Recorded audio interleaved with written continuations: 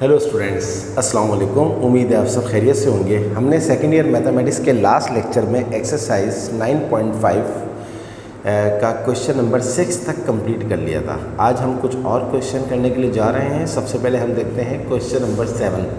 देखते हैं कि क्वेश्चन नंबर 7 में हमसे क्या पूछा जा रहा है। Let's have a look. Question number 7, suppose that A and B are vectors of unit length. Show that A plus B is a vector which bisect the angle between A and B. Hence, find a vector which bisect the angle between 3i plus 2j plus 6k and 9i plus 6j plus 2k. Students, बहुत अच्छा सवाल है, word problem है। इसके दो parts हैं, तो हम सबसे पहले फोकस करेंगे इसके फर्स्ट पार्ट के ऊपर। जब फर्स्ट पार्ट हमारा सॉल्व हो जाएगा तो फिर हम सेकंड पार्ट देखेंगे। और यही बात मैं आप बच्चों को बताता रहा हूँ कि जब भी आपके पास क्वेश्चन में 2-3 रिक्वायरमेंट हो तो आप सबसे पहले पहली रिक्वायरमेंट को फुलफ़िल करें, फिर सेकंड, फिर थर्ड एंड सो ऑन। तो फर्स्ट रिक्वायरमेंट क्या है, इसको एक दफ़ा और पढ़ते हैं। कहता है फ़र्ज़ करो हमारे पास A और B है। A एक वेक्टर है, B एक वेक्टर है, और वो है यूनिट लेंथ। उसकी जो लेंथ है वो यूनिट लेंथ है। तो आप समझ जाएं, यूनिट लेंथ का मतलब है a vector whose magnitude is 1।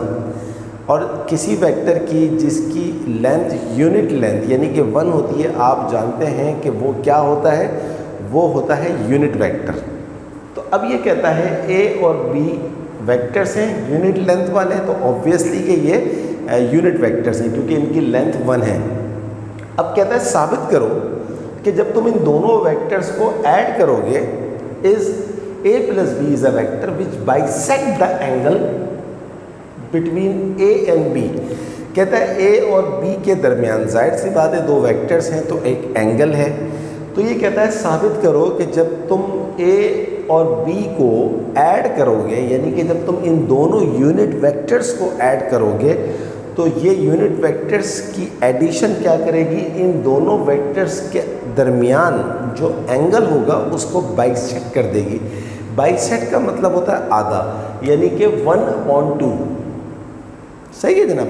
Bisect का मतलब होता है आधा इधर आधा इधर। तो हम जब किसी चीज़ को 2 से डिवाइड कर देते हैं तो उसका मतलब होता है कि वो बाइसेक्ट हो गया। बाइसेक्ट का मतलब है आधा इधर और आधा इधर। जैसे मेरे पास फ़र्ज़ करें ये स्केल है, अगर मुझसे कोई बोले कि आप इस स्केल को बाइसेक्ट कर दें, तो बाइसेक्ट का मतलब होता है बीच में से ब्रेक कर देंगे। बीच में से ब्रेक का मतलब होगा ये एक पार्ट है, ये 2 हिस्सों में डिवाइड हो जाएगा, यानी कि ये 2 पार्ट्स में डिवाइड हो जाएगा, आधा इधर और आधा इधर। और आधे को हम क्या बोलते हैं, 1/2। चलिए, तो ये पहला पार्ट था, यानी कि 2 यूनिट वेक्टर्स हैं। जब दोनों यूनिट वेक्टर्स को ऐड करोगे तो वो यूनिट वेक्टर्स क्या करेंगे, इस वेक्टर दोनों वेक्टर्स के दरमियान, दोनों यूनिट वेक्टर के दरमियान जो एंगल है उसको आधा इधर कर देंगे, आधा इधर कर देंगे। तो ये फर्स्ट पार्ट है। सेकंड पार्ट में अभी नहीं पढ़ रहा। अच्छा, अब यहाँ मैंने लिखा है formula of resultant vectors using parallelogram method. Student, हम जानते हैं कि हम जब 2 वेक्टर्स को ऐड करते हैं, ये एक जनरल बात है, यूनिट वेक्टर की बात नहीं हो रही। व्हेनेवर वी ऐड 2 वेक्टर्स तो हमारे पास 3 ऑप्शन होते हैं ज्योमेट्रिकली। या तो हम हेड टू टेल रूल लगा देते हैं, या आपने फिजिक्स में पढ़ा होगा, या हम triangle law of vector addition apply कर देते हैं, ये भी आपने फिजिक्स में पढ़ा होगा, या हम पैरेललोग्राम ऑफ वेक्टर एडिशन लगाते हैं। तो जब हम 2 वेक्टर्स को ऐड करते हैं तो उन दोनों वेक्टर्स को ऐड करने के दरमियान जो एंगल आता है उसका फॉर्मूला क्या होता है, tan थीटा। ये मैंने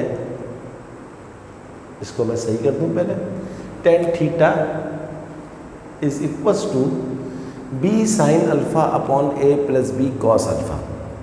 ये फॉर्मूला है। अब आप में से बहुत सारे बच्चों के जहन में ये आ रहा होगा कि यार ये फॉर्मूला कहाँ से आया। स्टूडेंट्स, ये एक डेरिवेशन है। मैं चाहूँ तो मैं आपको ये डेरिवेशन करवा सकता हूँ। एक पैरेललोग्राम बनाऊँगा, फिर उस पैरेललोग्राम को एक्सटेंड करूँगा, एक राइट एंगल ट्रायंगल बन जाएगी। फिर मैं उस राइट एंगल ट्रायंगल के साथ जो है वो कुछ अलजेब्रिक मेथड लगाऊंगा और एंड रिजल्ट क्या आएगा, ये आएगा। लेकिन क्योंकि हमारे क्वेश्चन का उस डेरिवेशन के साथ कोई कंसर्न नहीं है, लिहाजा मैं जो हूँ वो इसको डायरेक्ट लिखवा रहा हूँ, क्योंकि हमें इसके मार्क्स मिलेंगे एग्ज़ाम के अंदर। उस डेरिवेशन के जिसके ज़रिए ये फॉर्मूला आया, हमें उसके मार्क्स नहीं मिलेंगे।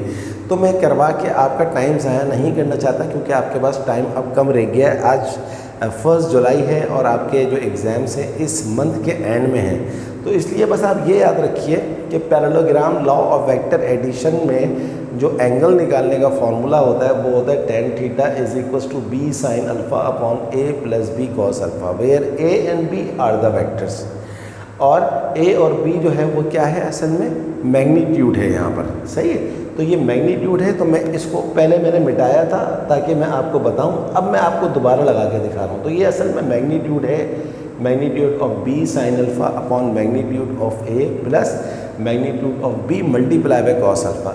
अब इस क्वेश्चन के अंदर आ जाए, ये तो किसी भी 2 वेक्टर्स की बात हो रही है, इसमें ये नहीं है कि ये सिर्फ और सिर्फ यूनिट वेक्टर्स के लिए फॉर्मूला लगेगा, कोई भी 2 वेक्टर्स के लिए फॉर्मूला लगता है। अब क्योंकि हमारा जो सवाल है वो यूनिट वेक्टर के साथ रिलेटेड है, क्योंकि यहाँ पर लिखा हुआ है यूनिट लेंथ, तो इसलिए हमारे पास यूनिट लेंथ का मतलब है यहाँ पर मैग्नीट्यूड ऑफ a और मैग्नीट्यूड ऑफ b क्या दिया हुआ है, 1 दिया हुआ है। तो इस फॉर्मूले में जहाँ जहाँ a है वहाँ भी 1 आ जाएगा, जहाँ जहाँ b है वहाँ भी 1 आ जाएगा।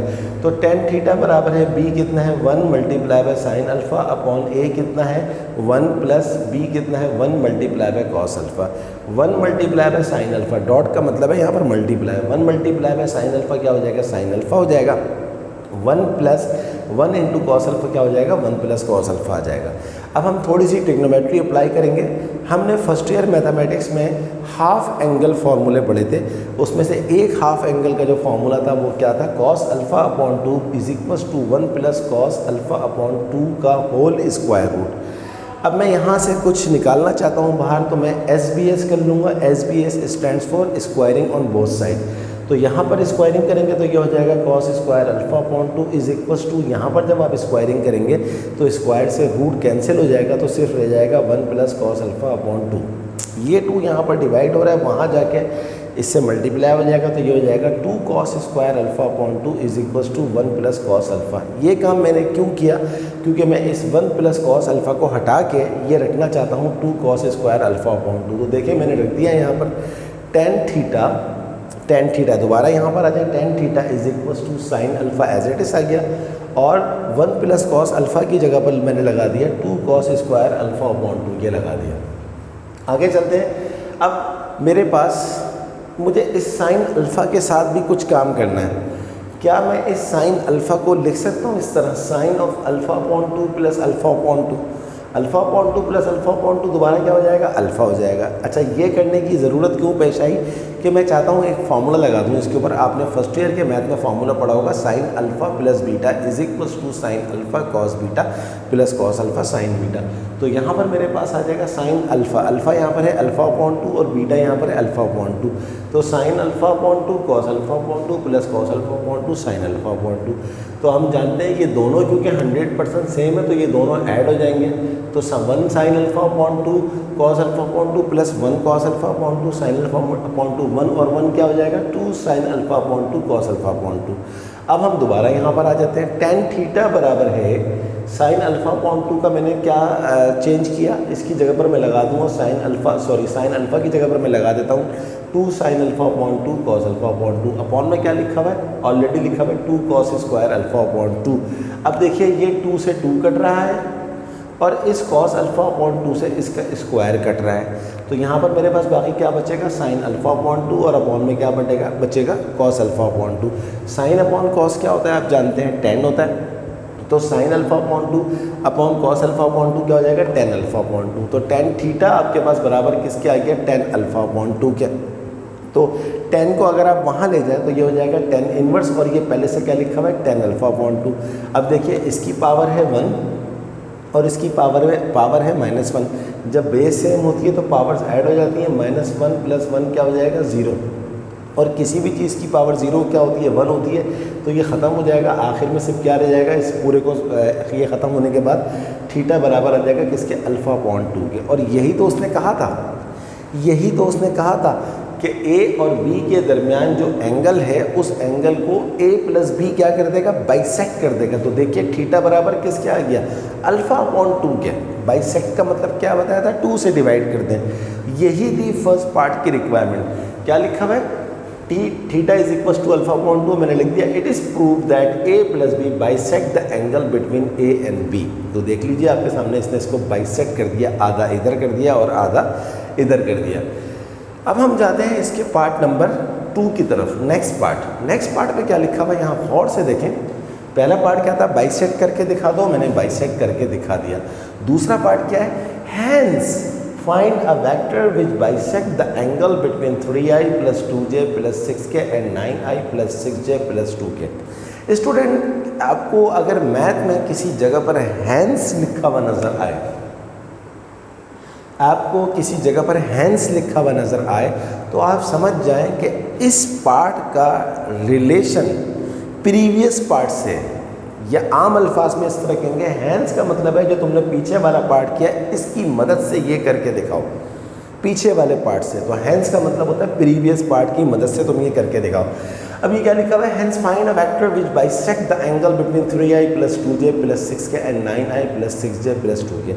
हमने प्रीवियस पार्ट में क्या प्रूफ किया, हमने प्रीवियस पार्ट में ये प्रूफ किया कि अगर दो यूनिट वेक्टर हों, अगर दो यूनिट वेक्टर हों, क्योंकि यहाँ लिखा हुआ था यूनिट लेंथ, हमने प्रीवियस पार्ट में ये प्रूफ किया कि अगर दो यूनिट वेक्टर हों तो उनका सम हमेशा क्या करता है, एंगल को बाइसेक्ट करता है। यहाँ हमने इस पार्ट में प्रूफ किया। तो बड़ा आसान सी बात है, आपको कह रहा है कि वो वेक्टर निकालो, वो वेक्टर निकालो जो इन दोनों वेक्टर्स को क्या करते हैं, बाइसेक्ट कर दे। यानी कि आपको पता है बाइसेक्शन के लिए क्या रिक्वायर्ड है, यूनिट वेक्टर होने चाहिए। तो हम इन दोनों के सबसे पहले यूनिट वेक्टर निकालेंगे और जब उन दोनों वेक्टर्स को ऐड करेंगे यूनिट वेक्टर्स को, तो जो आंसर आएगा वही हमारा रिक्वायर्ड वेक्टर होगा। ये बात हमें पीछे वाले पार्ट ने बता दी। तो टेकिंग इसका नाम लिख देते हैं A, इस वाले वेक्टर का 3i + 2j + 6k, इस वाले वेक्टर का नाम लिख देते हैं B, 9i + 6j + 2k। सबसे पहले हम इसका यूनिट वेक्टर निकालेंगे। यूनिट वेक्टर स्टूडेंट हम कैसे निकालते हैं, मैंने आपको लास्ट क्लास में क्या बताया था, किसी वेक्टर को अगर उसकी अपनी मैग्नीट्यूड से डिवाइड कर दे तो यूनिट वेक्टर आ जाता है। तो ये आपके पास इसका A का जो यूनिट वेक्टर होगा ये A, ये यूनिट वेक्टर का सिंबल है 3i + 2j + 6k अपॉन इसकी मैग्नीट्यूड क्या होगी, coefficient of i, j, k का स्क्वायर और स्क्वायर रूट। तो 3 का स्क्वायर हो जाएगा, j का कोफिशिएंट 2, 2 का स्क्वायर, k का कोफिशिएंट 6, 6 का square root. 3i + 2j + 6k, 3 का स्क्वायर 9, 2 का स्क्वायर 4, 6 का स्क्वायर 36। 36 और 4 कितना होता है 40, 40 और 9 कितना होता है 49, और 49 का स्क्वायर रूट क्या होता है 7, यहाँ मैंने निकाल दिया। अब आ जाएं आप इसका यूनिट वेक्टर क्या होगा, b के ऊपर कैप लगा दें। तो 9i + 6j + k 2k, 9 का स्क्वायर + 6 का स्क्वायर + 2 का स्क्वायर। 9 का स्क्वायर होता है 81, 6 का स्क्वायर 36, 2 का स्क्वायर 4। तो 81, 36 और 4 को अगर आप ऐड करेंगे तो आपको 121 मिलेगा, 121। 121 का स्क्वायर रूट होता है 11। अब आप जानते हैं कि जब दो वेक्टर्स के यूनिट वेक्टर आ गए, जब आप इन दोनों यूनिट वेक्टर्स को ऐड करेंगे तो डेफिनेटली वो क्या करेगा, एंगल को बाइसेक्ट करेगा, क्योंकि पीछे वाले पार्ट ने आपको बता दिया है। तो हम यहाँ लिख भी रहे हैं unit vector A + unit vector B is always bisect the angle as we see in previous part between A and B। तो हम इन दोनों वेक्टर्स को ऐड कर लेते हैं। यूनिट वेक्टर A हमारे पास क्या है 3i + 2j + 6k upon 7 plus unit vector B क्या है हमारे पास 9i + 6j + 2k अपॉन 11। 11 का और 7 का जो LCM होता है वो 77 होता है, तो 77 आ गया। तो 7 11 ज़ा 77, 11 को 3 से मल्टीप्लाई करें 33, 11 को 2 से मल्टीप्लाई करें 22, 11 को 6 से मल्टीप्लाई करें 66, और 11 7 ज़ा 77, 7 को 9 से मल्टीप्लाई करें 63, 7 को 6 से मल्टीप्लाई करें 42, 7 को 2 से मल्टीप्लाई करें 14k। अब आप क्या करें, सारे i, j, k को ऐड कर लें। 33i + 63i, 33 और 63 कितना होता है 96i, और उसके बाद आप क्या करें 22j और 42j को ऐड कर लें तो आपके पास 64j आएगा। फिर उसके बाद आप क्या करें 66k और 14k को आप ऐड कर लें तो 80k आ जाएगा। अब आप गौर से देखें, अपॉन में लिखा हुआ है 77। अब आप गौर से देखें तो इन तीनों में आपको एक नंबर कॉमन नज़र आ रहा है, डेट इज़ 16। 16 को बाहर ले लें, 77 पहले से नीचे लिखा हुआ है, तो 16 6 ज़ा 96, 16 4 ज़ा 64, 16 5 ज़ा 80। तो ये आपके पास फाइनल आंसर आ गया जनाब। बहुत अच्छा सवाल था, इसमें हमें काफ़ी सारी चीज़ें लर्निंग को मिली हैं और ये हमने जो है वो प्रूव किया है। आगे चलते हैं नेक्स्ट क्वेश्चन की तरफ। इसकी आप खूब अच्छी तरह से प्रैक्टिस करिएगा, एग्ज़ाम में आने का चांस बिल्कुल है इस सवाल का। सही है जनाब।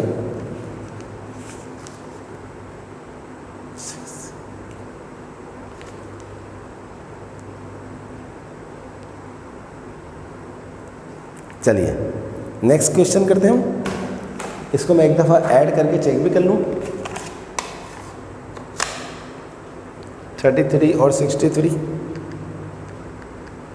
96। बस थोड़ा सा डाउट हो रहा था कि ये मैंने एडिशन सही किया है गलत किया, बिल्कुल सही आ गया है। तो जनाब ये था हमारा question. I hope you completely understand this question, question number 7, जिसमें 2 पार्ट्स हैं। हमने आपको बहुत अच्छी तरह ये 2 पार्ट समझाएं।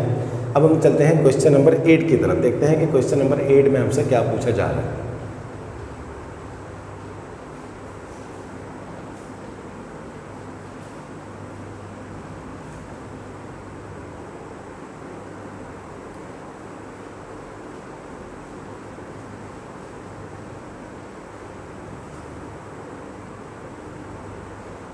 Let's have a look question number 8.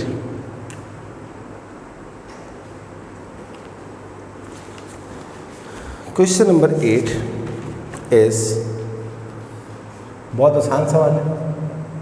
Find A cross B, part number 1। A is equals to 2I plus 3J plus 4K,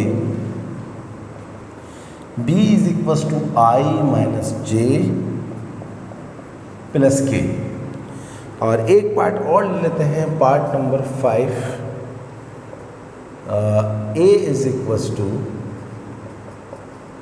minus 2I minus 2J minus K, और B is equals to 3I plus J plus 3K। Students 5 part हैं इस सवाल में, तो मैं समझता हूँ कि पांचों पार्ट्स करवाने की ज़रूरत नहीं है। अगर ये 2 पार्ट्स ही क्लियर हो जाए तो आपका सारा काम हो जाएगा, बाकी 3 पार्ट्स आप कर सकते हैं।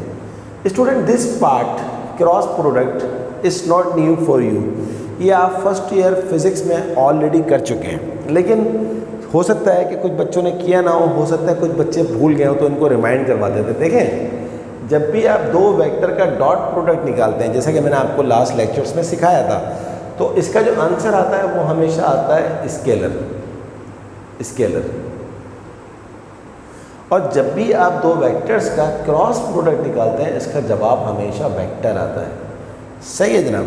तो अब आप जब निकालते हैं I डॉट I, ये होता है 1, J डॉट J ये होता है 1, K डॉट K ये होता है 1। अब अगर आपको निकालना हो I क्रॉस I, या आपको निकालना हो J क्रॉस J, या आपको निकालना हो K cross K, I cross I, यानी कि जब आप 2 वेक्टर का क्रॉस प्रोडक्ट निकालते हैं तो उसका जो जवाब आता है वो आता है magnitude of A, magnitude of B और उनके दरमियान एंगल साइन थीटा। जो एंगल होता है थीटा, उसका साइन। डॉट प्रोडक्ट में क्या आता है? कॉस थीटा आता है। अब आपने निकालना है I क्रॉस I। तो स्टूडेंट 2 सेम वेक्टर्स के दरमियान एंगल हमेशा क्या होता है? 0। तो अब magnitude of I sine theta क्या है? 0। और आप अगर अपने साइंटिफिक कैलकुलेटर में साइन 0 निकालेंगे तो आंसर 0 आ जाएगा, और ये पूरी चीज़ क्या हो जाएगी? 0 से मल्टीप्लाई होकर 0 हो जाएगी। यानी कि I क्रॉस I भी 0 हो गया, J क्रॉस J भी 0 और K क्रॉस K भी 0। What about I cross J? What about I cross के, व्हाट अबाउट जे क्रॉस आई। तो उसका जो मेथड होता है उसके लिए सबसे बेस्ट ये है कि हम एक सर्किल बना लेते हैं। सर्किल में हम यहाँ आई कर देते हैं, यहाँ जे कर देते हैं, यहाँ के कर देते हैं। अब अगर हमसे कोई पूछे कि भाई आई क्रॉस जे क्या है, आई क्रॉस जे क्या होता है, के होता है, क्योंकि दो वेक्टर का क्रॉस एक वेक्टर आता है। यहाँ पर भी ये जो ज़ीरो आ रहा है, ये ज़ीरो जो है वो नॉर्मल नंबर नहीं है, ये है यूनिट ये है ज़ीरो वेक्टर है, ये ज़ीरो वेक्टर है। ये बातें, इन बातों का क्वेश्चन से कोई ताल्लुक़ नहीं है, लेकिन आगे आने वाली लाइफ के लिए थोड़ा सा बता रहा हूँ ताकि आपको याद रहे कि this zero is not normal zero, this is a zero vector. ये ज़ीरो वेक्टर क्या होता है ये इंशाल्लाह फिर जब कभी आगे की क्लास के लेक्चर्स होंगे तो बताऊँगा। इसी तरह जे क्रॉस के अगर आप निकालें, जे क्रॉस के तो क्या आ जाएगा, आई आ जाएगा। इसी तरह अगर आप के क्रॉस आई निकालें तो वो आ जाएगा जे। अब अगर आप उल्टा जाएं, वेक्टर्स में डायरेक्शन बहुत इंपॉर्टेंट होती है। अगर आप आई क्रॉस जे के बजाय जे क्रॉस आई निकालें तो वो हो जाएगा, जे क्रॉस आई हो जाएगा माइनस के, क्योंकि आप उल्टा जा रहे हैं। इसी तरह अगर आप आई क्रॉस के निकालेंगे तो वो हो जाएगा माइनस जे, सही है। इसी तरह अगर आप के क्रॉस जे निकालेंगे तो वो हो जाएगा माइनस आई। तो ये मैंने आपको सिर्फ और सिर्फ इसका थोड़ा सा इंटरेस्ट पैदा करने के लिए ये बातें बता दी हैं कि क्रॉस प्रोडक्ट में जो आंसर आता है वो हमेशा एक वेक्टर क्वांटिटी होती है, और डॉट प्रोडक्ट में जो आंसर आता है वो हमेशा एक स्केलर क्वांटिटी होती है। अच्छा, इन तमाम बातों को जो मैंने आपको बताई इनका सवाल से कोई ताल्लुक़ नहीं था, क्योंकि इसका एक और मेथड भी है क्रॉस प्रोडक्ट निकालने का। The shortest method is called the determinant method. Solution part number 1। आपने करना क्या होगा, आप सबसे पहले लिखें आई, फिर लिखें जे, फिर लिखें के। फिर पहले वेक्टर में कोफिशिएंट आई जो कि 2 है, कोफिशिएंट ऑफ जे जो कि 3 है, कोफिशिएंट ऑफ के जो कि 4 है। फिर दूसरे वेक्टर में बी में जो कोफिशिएंट ऑफ आई है अभी 1 है, कोफिशिएंट ऑफ जे -1 है, कोफिशिएंट ऑफ के 1 है। अब आप इसका डिटर्मिनेंट निकालना है। डिटर्मिनेंट आपने फर्स्ट ईयर मैथ में बहुत अच्छी तरह सीखा होगा, लेकिन एक दफ़ा फिर बता रहा हूँ। सबसे पहले आप आई को बाहर निकालें, ये रो गायब, ये कॉलम गायब, तो ये इससे मल्टीप्लाई हो जाएगा और ये इससे मल्टीप्लाई हो जाएगा। 3 1 जा 3, बीच में साइन आता है माइनस का, -1 × 4 -4, इस माइनस की वजह से ये हो गया +1। पहला वाला पॉजिटिव आता है। अब जो जे निकालेंगे वो माइनस में लिखेंगे, ये आपको याद रखना है। जब जे निकाला रो गायब, अब ये वाला कॉलम गायब। अब ये जो 2 होगा ये इस 1 से मल्टीप्लाई होगा, 2 1 जा 2 -1 4 जा 4। पहले आई आया पॉजिटिव, जे आया नेगेटिव, अब के आएगा पॉजिटिव प्लस के।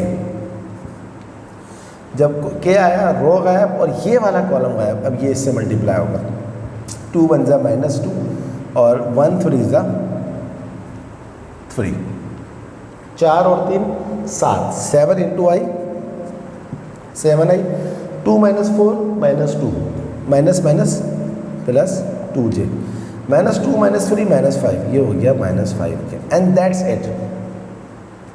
This is the shortest way to find the cross product of 2 vectors. इसका आंसर बुक में चेक करते हैं।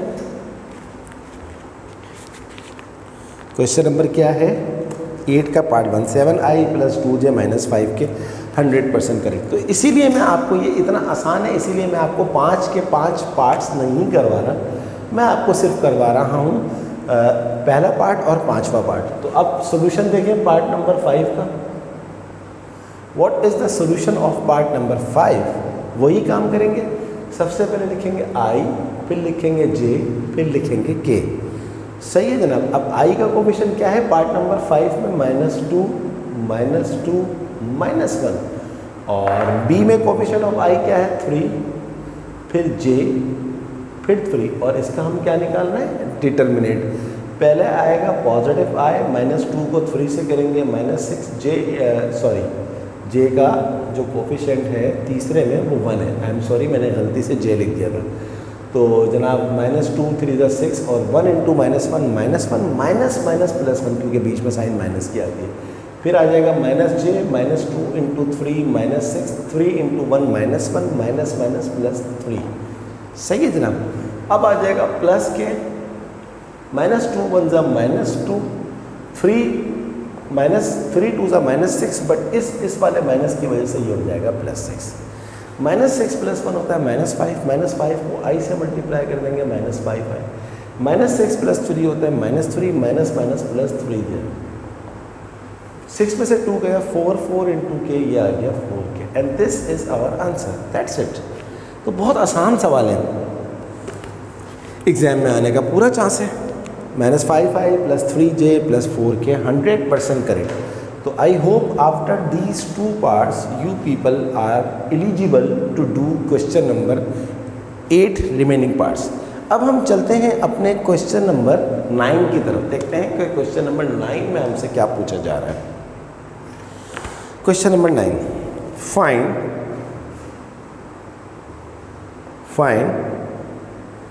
साइन ए। एक मिनट, मुझे एक चीज़ चेक करनी है पहले, उसके बाद मैं आपको बताता हूँ।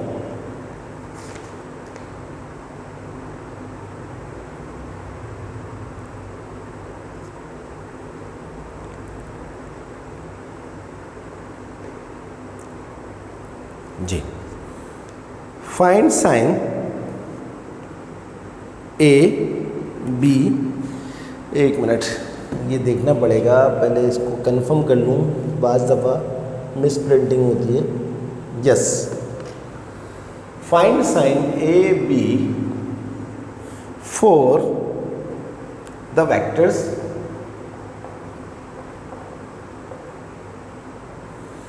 ए बी ऑफ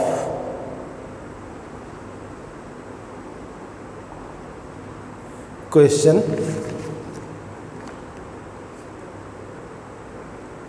नंबर 8 या 1। एक मिनट, असल में ये थोड़ा सा मसला हो जाता है। देखें यहाँ पर लिखा हुआ है क्वेश्चन नंबर 1, ये क्वेश्चन नंबर 1 नहीं है, क्वेश्चन नंबर 8 है। काइंडली इसको सही कर लीजिएगा। सवाल मुश्किल नहीं है, अब ये मत समझिएगा कि क्वेश्चन डिफ़िकल्ट है। बुक में कुछ मिस प्रिंटिंग होती है तो मैं उसको पहले कंफर्म करता हूँ, कहीं ऐसा ना हो कि आप जो है वो कंफ्यूज हो जाए। तो अब मैंने सवाल यहाँ देखे, मेरे पास बुक में यहाँ 1 लिखा हुआ था, 1 नहीं है, क्वेश्चन नंबर 8 है। सही है। तो अब सवाल मैं एक दफ़ा फिर पढ़ रहा हूँ, फिर आपको बताता हूँ किस तरह होगा ये। Find sine A comma B for the vectors A B of question number 8। Sine A B निकालने के लिए आपको एक फॉर्मूला याद रखना है ए क्रॉस बी का। क्या फार्मूला होता है ये मैं आपको बता देता हूँ अभी। ये देखिए, आपको जब साइन ए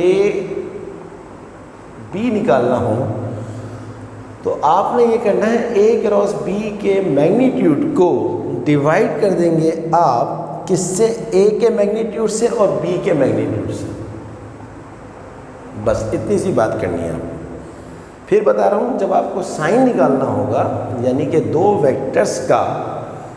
वेक्टर्स का साइन निकालना होगा, तो आप उन दोनों वेक्टर्स के क्रॉस प्रोडक्ट का मैग्नीट्यूड निकालेंगे, उसको डिवाइड कर देंगे दोनों वेक्टर्स के इंडिविजुअल मैग्नीट्यूड से। तो देखिए, आप पार्ट नंबर 1 में ए क्रॉस बी ऑलरेडी निकाल चुके हैं। सही है जनाब।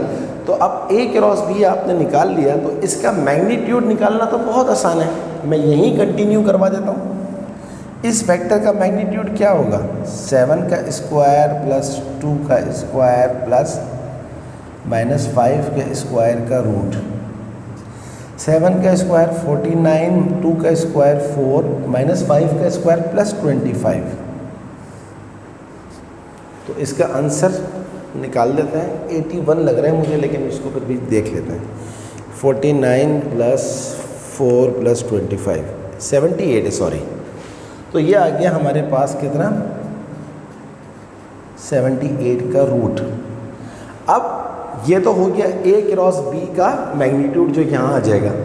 अब हम निकालते हैं ए का मैग्नीट्यूड। ए आपके सामने ये लिखा हुआ है, क्या हो जाएगा इसका मैग्नीट्यूड, 2 का स्क्वायर प्लस 3 का स्क्वायर प्लस 4 के स्क्वायर का स्क्वायर रूट।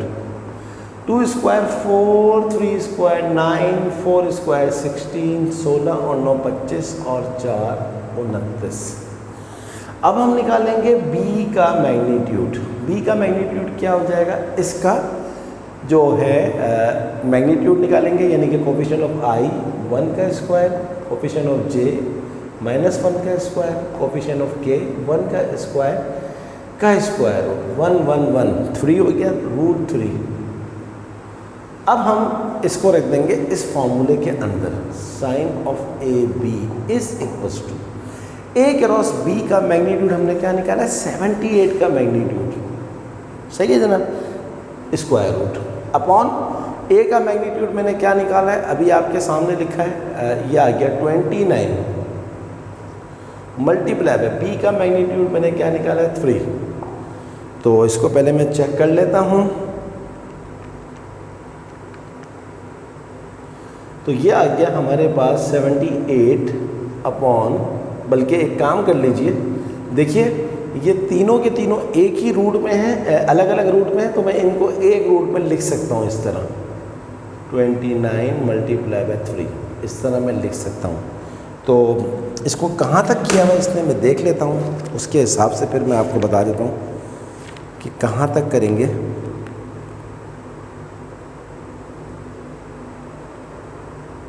हाँ, बस इसको इसने थोड़ा सा और सिंप्लीफाई किया हुआ है, ये देखिए ये और सिंप्लीफाई हो सकता है थोड़ा सा। 3 1 जा 3, इसको काटते हैं, 3 2 जा 6, 3 6 जा 18, तो ये आ गया 26 अपॉन 29, दैट्स इट, ये हमारा आंसर है। तो ये बहुत आसान सवाल था, मैंने इसको थोड़ा सा इसलिए बार बार देखा कि यहाँ पर मेरे पास क्वेश्चन में लिखा हुआ था 1, जबकि 1 नहीं है, हमें क्वेश्चन नंबर 8 के तमाम पार्ट्स में ये काम करना है। बस आप ये छोटी सी बात याद रखिएगा कि जब दो वेक्टर्स का साइन निकालना होता है तो आपको a क्रॉस b का मैग्नीट्यूड अपॉन a का मैग्नीट्यूड और b का मैग्नीट्यूड। अब मैं, क्योंकि आपको सारे पार्ट्स का करना है, तो मैंने एक पार्ट का, पार्ट नंबर 1 का आपको क्रॉस प्रोडक्ट निकाल दिया, उसका साइन निकाल के दे दिया, क्वेश्चन नंबर 9 हो गया। इसी तरह क्वेश्चन नंबर 8 में मैंने पार्ट 5 किया, इसका भी मैं आपको साइन निकाल देता हूँ, और बाकी फिर जो तीनों पार्ट्स रह जाएंगे उसका आप क्रॉस प्रोडक्ट और साइन खुद निकालिएगा, और कोई प्रॉब्लम हो तो मुझसे पूछ लीजिएगा। चलिए इसको भी कर लेते हैं हाथ के हाथ। ये हमारे पास, अब हम जा रहे हैं पार्ट नंबर 5 करने के लिए, सॉल्यूशन पार्ट नंबर 5। तो वही बात, सबसे पहले हम निकालेंगे a क्रॉस b का मैग्नीट्यूड। क्या होगा, ये आपके पास a क्रॉस b का आंसर पहले से लिखा हुआ है, -5 का स्क्वायर प्लस 3 का स्क्वायर प्लस 4 का स्क्वायर रूट। ये हो गया 25 प्लस 9 प्लस 16। इसको भी देख लेते हैं, 16 और 9 25 और 25 50, ये आ गया जनाब 50 का रूट। अब हम निकालते हैं a का मैग्नीट्यूड। a आपके सामने लिखा हुआ है, -2 का स्क्वायर प्लस -2 का स्क्वायर प्लस -1 का स्क्वायर, ये आ गया। -2 का square plus 4 plus 4 plus 1, 4 plus 4 8, 8 plus 1 9, 9 का जो रूट होता है वो होता है 3। तो अब हमारे को निकालना होगा b का मैग्नीट्यूड, 3 का स्क्वायर प्लस 1 का स्क्वायर प्लस 3 का स्क्वायर। 3 का स्क्वायर 9 प्लस 1 प्लस 9, 9 और 9 18 और 1 19, ये हमारे पास आ गया। मैग्नीट्यूड ऑफ b भी आ गया। अब हमने क्या करना है, इसको फॉर्मूले में पुट कर देना है। ये आपके सामने फॉर्मूला लिखा हुआ है, a क्रॉस b आपने क्या निकाला, 50 का root upon magnitude of a आपने क्या निकाला, 3 मल्टीप्लाई में मैग्नीट्यूड ऑफ b कितना निकाला आपने, 19। और बस इससे ज़्यादा करने की ज़रूरत नहीं है, बट सम टाइम बच्चों को बुक का आंसर बना के दे दो तो वो ज़्यादा सेटिस्फाइड हो जाते हैं। 2/5 लिखा हुआ है यहाँ पर पार्ट नंबर, बल्कि पार्ट नंबर 5 है ही नहीं यहाँ पर, पार्ट नंबर 5 इन्होंने यहाँ पर दिया ही नहीं है। देखिए ये है प्रॉब्लम ना, कभी कभी बुक में इस तरह हो जाता है, पार्ट नंबर 5 का आंसर दिया ही नहीं है। तो मैं इसको मज़ीद अब क्या करूं, मुझे इसके अलावा कुछ और नज़र नहीं आ रहा। मैं इसको और देख लेता हूं दूसरी किसी बुक में। बस सही है, मैंने चेक कर लिया। 50 को हम कह सकते हैं 50 को हम कह सकते हैं 25 टू 25 टू सा 50 होता है, 25 का रूट होता है 5 root 2 upon 3 root 9, that's it. यही आपका आंसर है, मैंने वेरीफाई कर लिया, बुक में इसका आंसर ही नहीं दिया हुआ। सही है।